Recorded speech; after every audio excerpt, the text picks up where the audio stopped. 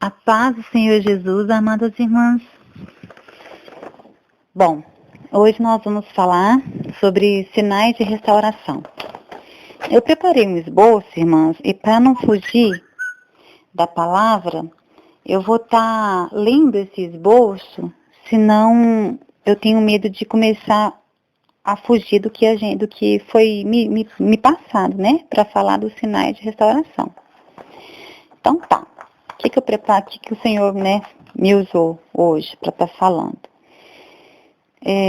Todas nós, irmãs, quando entramos nesse grupo, quando procuramos ajuda nesse grupo, foi pelo mesmo motivo, né? O que era? A restauração do nosso casamento, né? A volta dos nossos esposos para o lar, né? Por diversos motivos, né, irmãs? Não necessariamente todos os maridos saíram do lar por traição, mas todos buscando a restauração do casamento, né? Então a gente tem algo em comum, nós temos algo em comum. E eu acredito que quando a gente fala de sinais de restauração, a gente está falando a gente pensa na hora que seja os sinais que o Senhor dá de quando o nosso esposo está perto de voltar para o lar, né? Do nosso casamento está perto de ser restaurado. Pois bem, o Senhor pode mostrar esses sinais? Claro. Comigo o Senhor usou dessa forma, Ele me mostrou. Quando o meu esposo estava para voltar para o lar. Mas não é isso que eu vou falar hoje, irmãs. O que Deus tocou no meu coração para estar falando é sobre os sinais da restauração pessoal, né? Que eu acredito que seja a primeira restauração que o Senhor faz nas nossas vidas, para depois, por consequência, fazer no nosso lar, né? Eu gostaria de fazer uma breve oração para a gente iniciar. Senhor nosso Deus, meu Pai, Deus de poder, Deus de glória, maravilhoso és Tu, Senhor. A Ti seja dado toda glória, todo louvor e exaltação. Santo, santo é o Seu nome. Papai querido, primeiramente, perdoa as minhas falhas, perdoa os meus erros. Em nome de Jesus, entrego a Ti, Senhor, diante do Teu altar, para que o Senhor possa me perdoar em nome de Jesus por todas as atitudes, pensamentos que não tenham Te agradado. Em nome de Jesus. Papai querido, peço que o Senhor fale agora conosco, Senhor. Prepare nossos corações, ó Pai, para receber essa breve palavra, Senhor, e que em nome de Jesus venha edificar a vida de muitas irmãs aqui, se não todas, para a Tua honra e para a Tua glória, Senhor. Peço, Senhor, que o Senhor esteja conosco, coloque a Tua mão de poder sobre nossas vidas e sobre a minha boca, para a Tua honra e para a Tua glória. Em nome de Jesus, amém. Irmãs, o versículo que Deus cravou em meu coração, desde o início do meu deserto, está lá em Romanos 12:2. Diz assim: E não sede conformados com este mundo, mas sede transformados pela renovação do vosso entendimento, para que experimenteis qual seja a boa, agradável e perfeita vontade de Deus. Perceba que o texto diz boa, agradável e perfeita vontade de Deus. Bom, eu vou falar aqui, irmã, de 3 sinais que eu acredito que sejam os que mais evidenciam uma restauração pessoal. Que é o quê? Quando a gente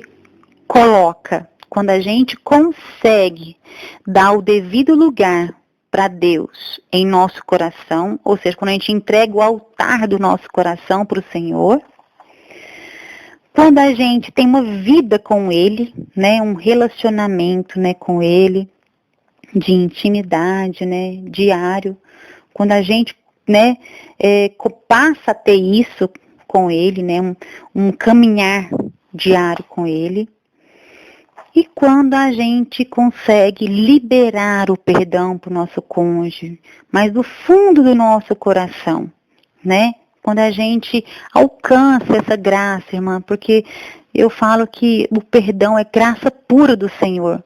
Ele é uma atitude do ser humano, ele é uma atitude nossa, porque a gente tem que escolher perdoar e ter essa atitude, iniciativa, porém é graça do Senhor quando a gente consegue limpar o nosso coração. Então vamos lá. Bom, antes mesmo, irmãos, de eu entrar no deserto, Deus já vinha pelejando comigo restaurar o altar dele em meu coração. Acredito de verdade que isso vem desde que me casei. Porém, quando o Senhor iniciava um trabalhar em mim, eu esperneava como uma menina mimada e nunca deixava concluir. E Deus, como um pai amoroso, quando vê que a gente não está suportando fogo, ele vem e traz o bálsamo, o refrigério. E daí a gente meio que relaxa, né? Neste período, não ora como antes, meio que para. E daí só inicia novamente quando vê,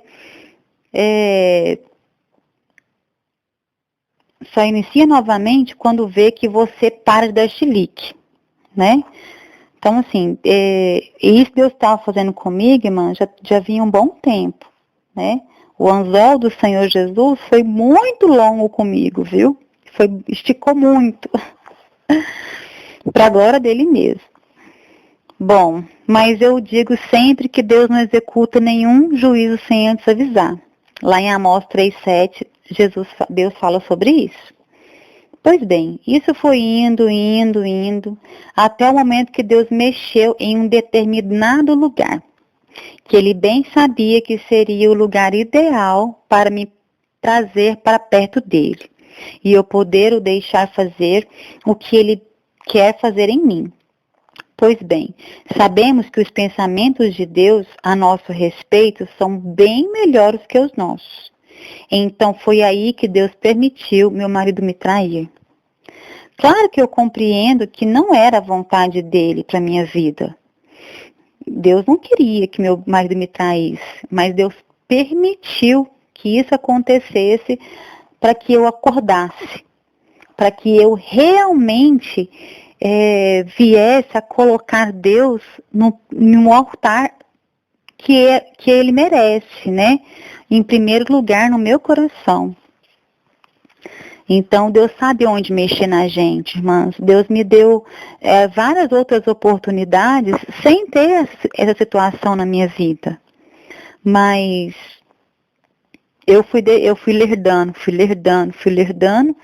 Então, Deus falou assim, peraí, eu vou mexer num lugar aqui que eu tenho certeza que esse vai fazer ela acordar. Pois é, irmãs, quando eu entrei nesse deserto, na verdade, eu me revoltei contra Deus. Chorei muito. Na verdade, a minha vida era só chorar. Chorava de raiva, chorava de dor, chorava de desespero, chorava de não entender. De todas as formas que vocês pensarem, eu chorava. Até que me acalmei. Pois em todo choro eu sempre estava ali conversando com Deus.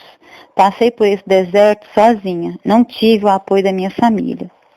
A minha família, eles têm assim, eles são muito complicados, sabe? Então, assim, quando eu comecei a enfrentar esse deserto, eu enfrentei sozinha, literalmente, mas a minha família sabia do que estava acontecendo. Mas ninguém se manifestava nem contra, nem a favor, nem para sim, nem para não. Assim, nem um conselho, nem uma palavra. Ninguém nunca recebia uma palavra de conforto. Mas glória a Deus, Deus sabe o porquê de todas as coisas, né? Então tá. Quando eu me acalmei de verdade, né? Quando a gente se acalma de verdade, eu falo que quando a gente sente aquela xilocaína do Senhor, aquele anestésico, que você fala assim, não, agora é o Senhor que está operando. Eu já entreguei nas mãos do Senhor e você sente uma paz no coração. Então, quando eu me acalmei de verdade e entendi o que Deus queria, na verdade, era estar perto de mim, falar baixinho comigo, no pé do ouvido. Queria que eu visse que Ele estava ali como sempre esteve, em tudo, em todos os livramentos que Ele me deu. E olha que foram vários, viu, amadas? Deus já me livrou de muitas situações, sabe? De morte, de todos os sentidos que as irmãs possam pensar. Então, assim, Deus poupou muito a minha vida e sempre sempre esteve ali comigo, me agraciando, cuidando de mim. Só que a gente só consegue perceber isso quando a gente é levado para uma zona de desconforto, né? Quando Jesus tira a gente da nossa zona de conforto e leva para desconforto, é que a gente consegue perceber a mão do Senhor, o cuidado, o zelo que Ele tem com as nossas vidas. Então, naquele momento, irmãs, eu pude sentir Deus me conduzindo para um quarto secreto. E ali eu sentia Deus me dizer. Lá na palavra dele, ele me levou novamente, e lá na palavra dele, ele diz assim, em Êxodo 19:5. Agora, pois, se diligente ouvirdes a minha voz e guardardes a minha aliança, então sereis a minha propriedade peculiar dentre todos os povos, porque toda a terra é minha. Então, assim, essa palavra, irmãs, Deus é tão perfeito, tão maravilhoso. Esse versículo, ele veio de encontro comigo assim que eu voltei para o Senhor Jesus. Porque eu fui criada no Evangelho, né? Me desviei quando eu casei com meu primeiro esposo, né? Porém, eu frequentava mais de uma forma mais fria, né? Quando eu casei com meu primeiro marido. Quando eu separei do meu primeiro marido, foi aí que eu desviei de verdade. Eu digo que é aí que eu fui conhecer as coisas do mundo, porque até então eu nem conhecia. Pela forma de criação que eu tive, a criação que eu recebi da minha mãe. Então, quando eu voltei para o Senhor, eu já quis fazer parte do ministério, assim, me enganjar em todos os trabalhos que eu pudesse na igreja. E um deles eu era professora da escola dominical, dava aula para crianças. E aí, numa determinada lição que o Senhor levou a gente a estudar para passar para as crianças, Deus me deu esse versículo, né? E Ele falou profundamente, eu nunca esqueci, né? Se ouvirdes, né? Se diligentemente, o que é diligente? Se você tiver pressa, se atentar, se você for sábia em escutar diligentemente a minha voz e guardar a minha aliança. O que é a minha aliança? O conserto, né? O que é? É entender que Jesus morreu para nos salvar, né? Eu guardar isso, né? Com todo nas tábuas do meu coração. Então, eu serei propriedade peculiar, né? O que é propriedade peculiar? Eu entendo que seja uma coisa exclusiva do Senhor, né, irmãs? Enfim, Deus já havia trabalhando isso comigo. Porém, a gente só aprende na porrada, né? Infelizmente. Comigo, infelizmente, até hoje, eu não consegui aprender sem ser na porrada. Então, foi necessário acontecer o que aconteceu para que eu entendesse o que Deus queria, né, comigo. Esse versículo, irmãs, como eu falei, né, Deus me trouxe ele assim que eu voltei, né, para os caminhos do Senhor. Pois bem, irmãs, deixa eu só um pouquinho que eu perdi aqui.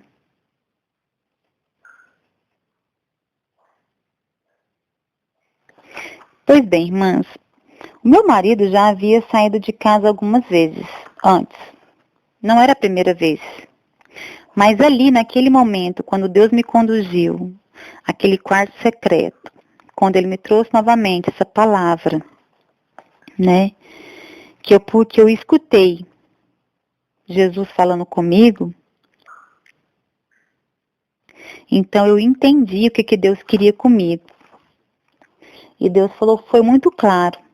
Ele falou assim, que se eu não me entregasse para o Senhor, E que se eu, naquele momento, ali era o checkmate. Ali era, como diria, é agora ou nunca, Juliana. Ou você conserta, ou é a sua oportunidade.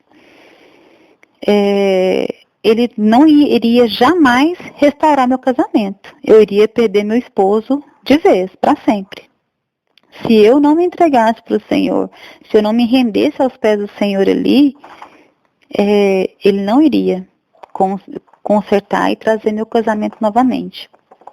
Foi muito claro, foi muito forte quando Deus falou isso no meu coração.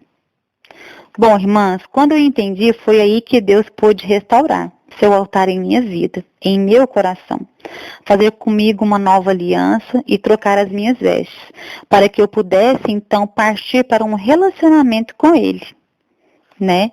Depois que Deus consegue restaurar o altar dele no nosso coração, ou então formar o altar dele em nossos corações, a gente então começa a caminhar com ele, né? Começa a ter uma vida com ele, de que um relacionamento, né?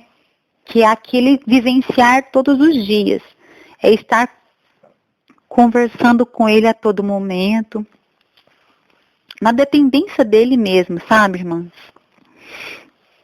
Foi aí que Jesus me trouxe fortemente o Romanos 12, 2, né? Que é o versículo que eu li no início. O que ele estava querendo dizer ali comigo, irmãs? O que Jesus falou comigo em Romanos 12, 2? Para mim, quando eu leio Romanos, o livro de Romanos, para mim ele fala sobre única e exclusivamente uma conversão genuína. Se você for pegar o livro de Romanos, ler do primeiro capítulo lá, do 1 ao 16, vai falar de diversas coisas, mas se você for fazer uma síntese, eu tenho para mim que Jesus fala de uma conversão genuína. E Jesus me falou fortemente sobre esse em Romanos 12, 2. E é tão interessante e fenomenal a palavra de Deus, irmãs, que eu já havia lido várias vezes esse versículo. Mas sempre, todas as vezes, com um significado diferente. Vem sempre com um ensinamento diferente. E esses, irmãs, vou te dizer, foi confrontador. Foi quando Jesus me confrontou e falou assim, você realmente abriu as portas do seu coração para mim? Será que realmente eu tenho morada aí no seu coração? Será que de verdade você é a minha filha? Você é minha serva? Porque é o seguinte, mas eu tenho para mim que existe uma diferença entre ser servo, entre ser filho, né? Eu acho que tudo tem uma proximidade, sabe? Quando a gente não entende muito as coisas do Senhor, eu acho que a gente é mais servo, porque a gente às vezes a gente se mantém numa distância do Senhor, sabe? E quando a gente passa a ser filho mesmo, a gente é como a gente pudesse, sabe, debruçar a cabeça no colo do Senhor mesmo, chorar ali e ter aquele conforto, sabe, sentir aquela paz que o Senhor traz pra gente, né? E isso tudo é um processo de vivência com Deus, de caminhada com Deus, de vida com Deus. Eu acredito que a vida inteira eu fui serva. Eu sabia que Ele era o Senhor da minha vida, sabia de todos os mandamentos que tinha que obedecer, o certo e errado, o que agradava e o que não agradava a Deus, né? Mas eu tinha uma certa distância, Ele não fazia muito parte da minha vida, sabe, irmãs? Então, nesse deserto, Deus me ensinou a se tornar filha. Que é o quê? É ter um relacionamento de mais pertinho com ele, sabe? Aquela coisa de sentir ali mesmo a presença dele, como se ele tivesse em carne aqui, no sofá da sua casa, sabe? Então, foi assim que Deus foi conduzindo com a minha vida. Quando eu entendi, irmãs, que em Romanos 12, 2, a transformação que fala lá do vosso entendimento, né? Que é o quê? A transformação de tudo que você tem, a metanoia necessária, sabe? Dos seus conceitos pré-definidos que você tem, né? Até mesmo sobre a palavra de Deus. Porque até então eu me considerava uma cristã e ponto final, independente das minhas falhas, sabe? Não, sou crente, sim, tal. Mas, quando Jesus me confrontou ali, eu falei, Senhor, será que eu realmente sou uma cristã? Será que realmente eu me converti mesmo? Aí foi quando Deus começou a trabalhar isso na minha vida. Eu falei, Senhor, então misericórdia. Aí eu busquei, me converte, Senhor. Tem misericórdia de mim. Me dá convicção de pecado. Muda esses conceitos, Senhor. Transforma meu comportamento, Senhor. Me dá domínio próprio da minha língua, né, da minha conduta. Em nome de Jesus. E quando eu comecei a orar nesse sentido, Deus foi fazendo. Aí, quando eu comecei a caminhar e a transformação começou, foi quando Deus introduziu agora o perdão. Irmãs, perdoar não é uma coisa fácil. Há de convir comigo que perdão não é uma coisa fácil. Porque quando a gente sofre uma injustiça, mas a gente se considera ou até mesmo tem uma certa culpa, parece que é mais fácil perdoar, né? Mas quando a gente não tem, irmãs, aí a gente vem aquela questão da razão, né? Mas eu tô na minha razão e tal.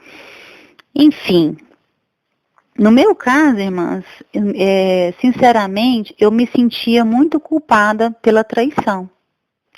Mas o meu caso, meu esposo chegou a engravidar a OM, né?